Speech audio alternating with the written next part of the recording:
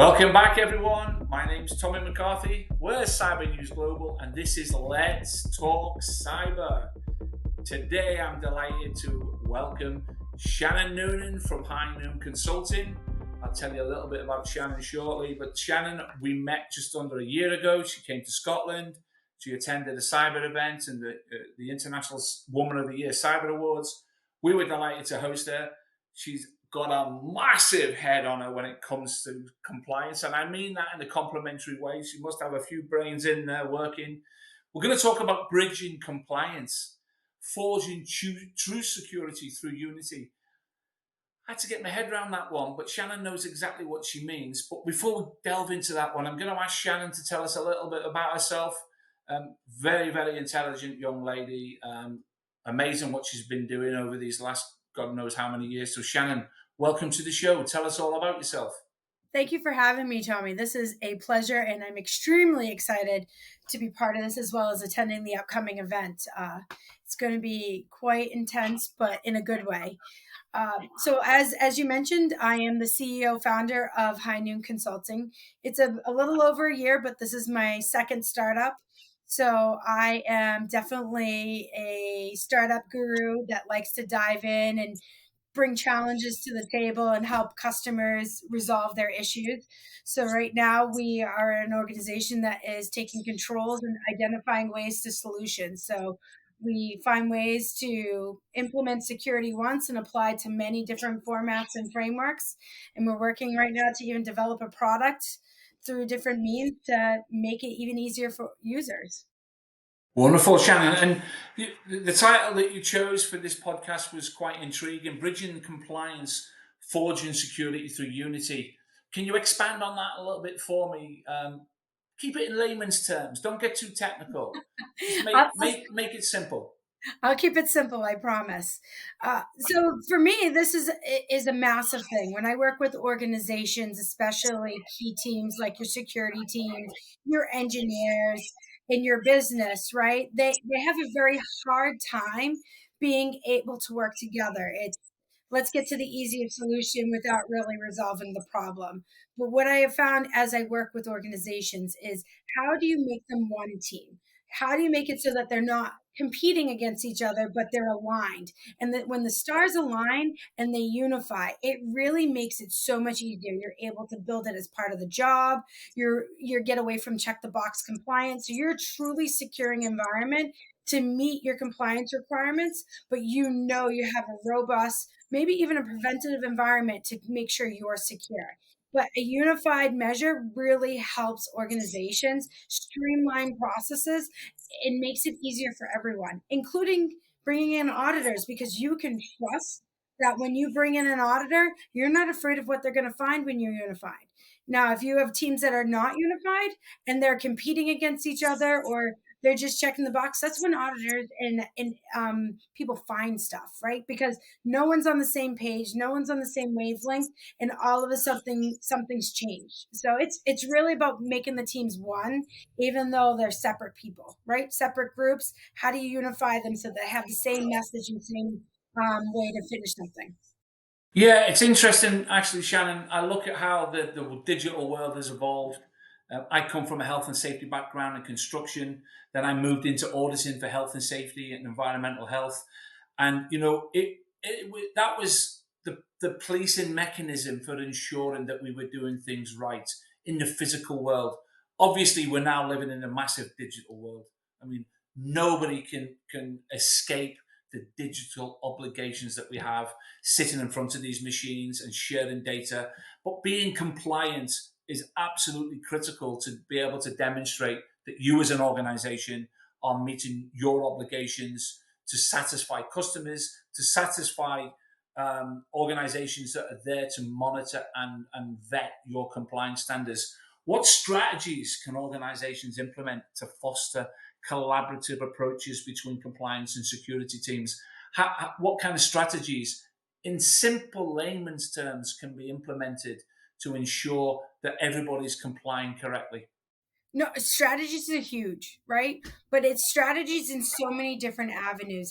I look at strategies as twofold, right? You have a strategic plan that you need to do for security to meet the security requirements for emerging technology and how the world is changing, right? How are we preventing hacking happening, phishing attempts, so on and so forth, right?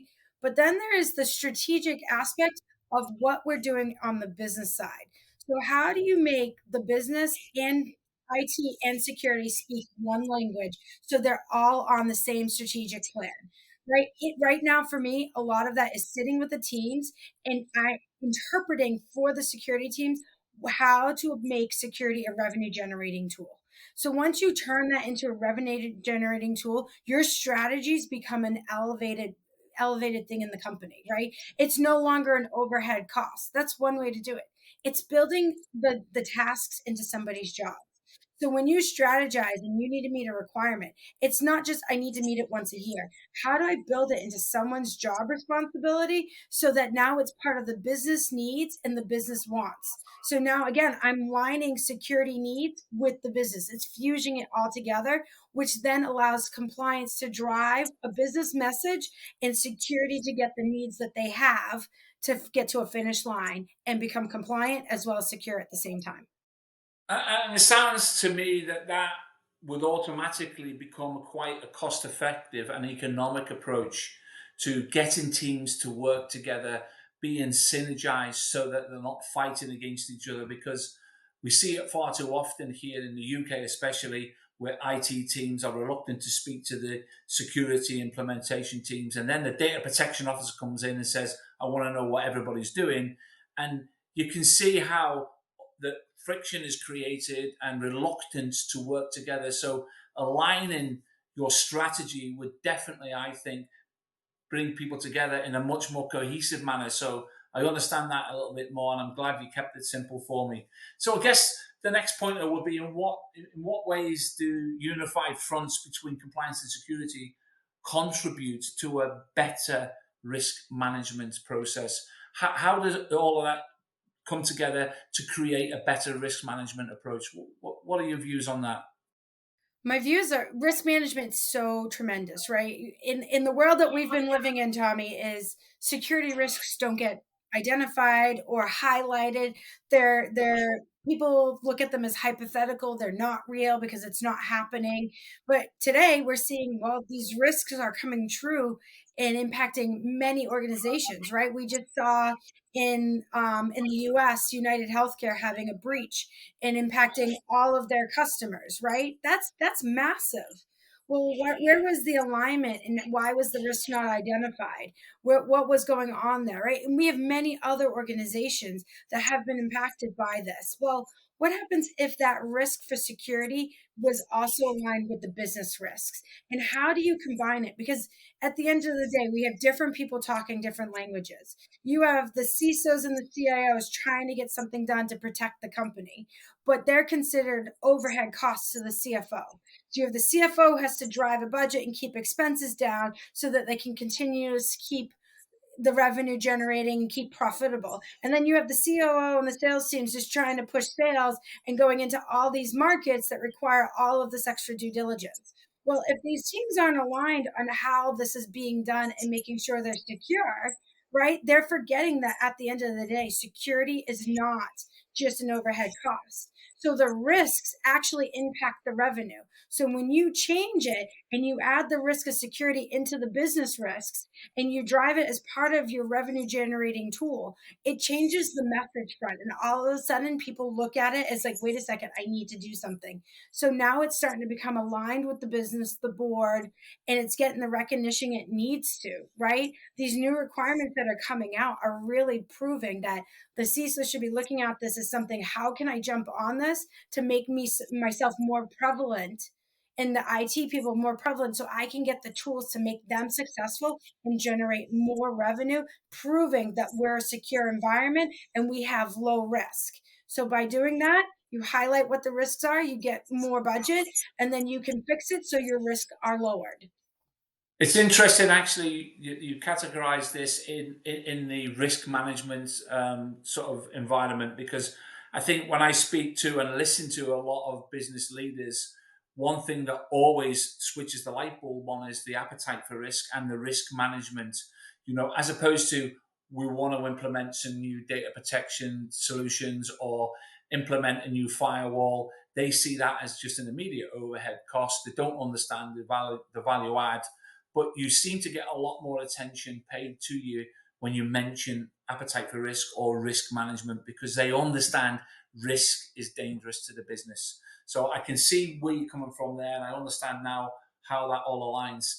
I guess from our point of view, it's always interesting for us to ask our guest speakers to give us a call to action to our listeners in relation to your subject. So if you had one call to action of advice or words of advice to give to our listeners around risk, what would that one call to action be? One call to action. Don't elaborate. I can't have many. Many's fun. No, only one. Only one. I got a homework list. It's a homework list. Clock is ticking.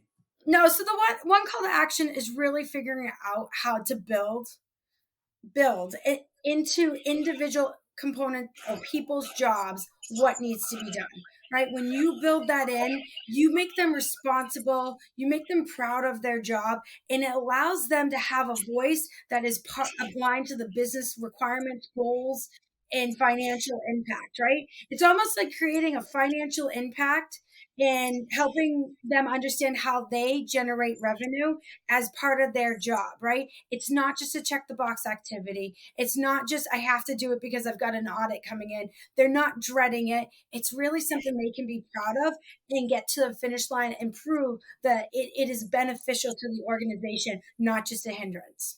Yeah. You know what? You're absolutely right. I think it's showing people the value of taking a managed approach to risk management. So you're absolutely right there. I think there's no question that there could be a multitude of things we could talk on that would all add value to this podcast. We will get the opportunity to elaborate on this when we meet you in GISEC in a few weeks' time, because we'll be live from GISEC, so we'll get more opportunities. But I'm really interested to find out what people think when they read the article and when they listen to this podcast.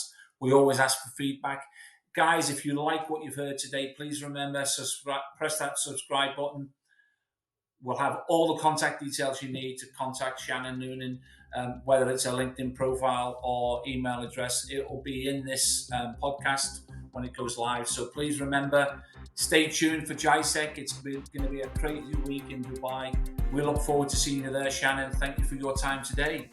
Thank you for having me. This has been a pleasure, and I can't wait to see you in Dubai.